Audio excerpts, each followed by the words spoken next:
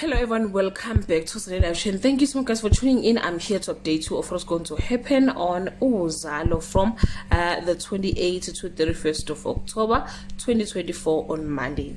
Mzwezwe unwittingly creates more problems for school driver while Nomathemba's mom want him locked up for life. Nosipho understand the power she yield while Mbatha's gesture bring Mzimba to tears on Tuesday.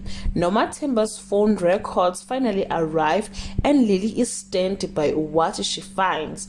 Njinji plans to celebrate the ecstatic Nomaswazi, but she doesn't seem keen. The Slobos find out the reason behind Mbatha's grass cutting business and are totally shocked on Wednesday. Mbatha wants Nkazimulo to come back and live with him. Walls are closing in on school driver while a client demands to speak to Nosipho on Thursday. Nosipho gets spooked when someone reaches out to her from the dead. School driver is finally released. Madlala can't believe that Madong was so false from Mbatha's holier than thou act.